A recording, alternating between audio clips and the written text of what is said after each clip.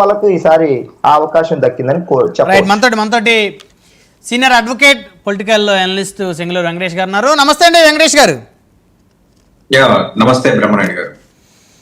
కడపలో మహానాడు, అందులో కమలాపురం నియోజకవర్గంలో మరి గతంలో చూస్తే మహానాడు చాలా ప్రతిష్టాత్మకంగా రాజమండ్రి, విజయవాడ, గుంటూరు, ఒంగోలు ఈ ప్రాంతాల్లో నిర్వహించారు.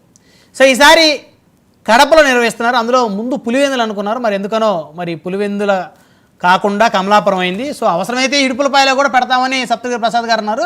సరే, అవన్నీ కూడా వారి యొక్క ఎమోషన్స్తో చెప్తున్నారు అనుకోవచ్చు, బట్ పెట్టినప్పుడు మనం పెట్టారని అనుకోవాలి. మొత్తానికి వైఎస్ఆర్ కంచుకోట లాంటి కడప జిల్లాలో మహానాడు ప్రతిష్టాత్మకంగా నిర్వహించి గ్రాండ్ సక్సెస్ చేసి జన సమీకరణ చేసి వాళ్ళ యొక్క బలాన్ని కడప వేదికగా కనుక నిరూపించుకుంటే వైకాపా యొక్క పొలిటికల్గా వారికి ఏదైనా డ్యామేజ్ అయ్యేటువంటి అవకాశం ఉందా?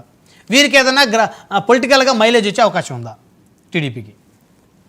ముందుగా మీకు 99 ఛానల్ వారికి, అలాగే ప్యానల్లో ఉన్న అధికార ప్రతినిధులందరికీ కూడా వెరీ గుడ్ ఈవినింగ్ అండి. మహానాడు అనేది తెలుగుదేశం పార్టీ యొక్క పండుగ లాంటిది. దీనిని వాళ్ళు అనకాపల్లిలో చేసుకోవచ్చు, అమెరికాలో కూడా చేసుకోవచ్చు. ఆ సామర్థ్యం ఉన్నటువంటి పార్టీ, అంగబలం, అర్ధబలం, అధికారం ఉన్నటువంటి పార్టీ కాబట్టి కడపలో చేసుకోవడానికి అసలు వద్దన్నది ఎవరు?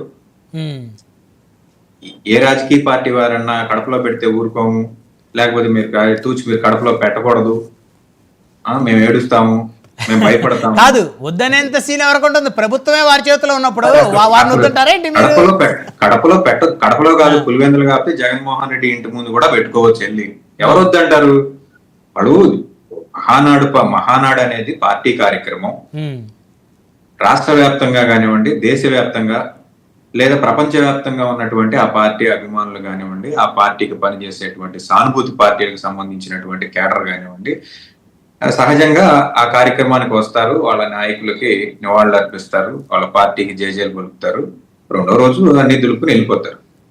దీనికి వైఎస్ రాజశేఖర రెడ్డి గారి ఇంటి దగ్గర పెట్టారు, లేకపోతే ఆయన జిల్లాలో పెట్టారు, లేకపోతే మరో చోట పెట్టారు, ఆ పార్టీ మనుగడ దెబ్బతింటుంది అనేది, ఒకవేళ అలా మనుగడ దెబ్బతింటుందని ఏ పార్టీ నాయకుడు అనుకున్నా అది వాళ్ళు ఎర్రితనం అయి ఉంటుంది. ఎందుకంటే ప్రతి పార్టీకి కూడా కొంత బలమైనటువంటి కేడర్ ఉంటుంది, కొంత లీడర్షిప్ ఉంటుంది.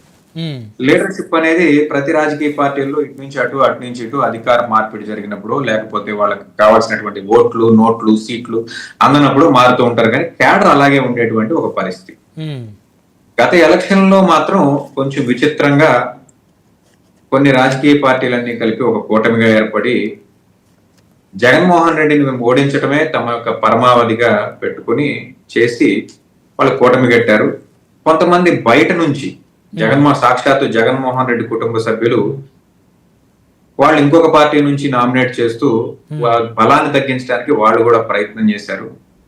కొన్ని చోట్ల అయితే జగన్మోహన్ రెడ్డి గారిని ఎలిమినేట్ చేయడానికి కూడా ప్రయత్నం చేశారు. విజయవాడలో జరిగింది అది కాదా ఏంటి సార్? విజయవాడలో సాక్షాత్ జగన్మోహన్ రెడ్డి ముఖ్యమంత్రిగా ఎన్నికల వ్యవహారాల్లో ఉన్నప్పుడు, లేకపోతే నేరుగా రాయితో పెంకుతో కొట్టారు అని అంటే, దాని ప్లేస్ లో మనం అంతకుముందు డిబేట్ కూడా చేసాం. ఆ ప్లేస్ లో గన్తో కూడా ఫైర్ చేసే పరిస్థితి ఉండేది కదా. కాబట్టి అన్ని రకాలుగా జరుగుతూ ఉంటే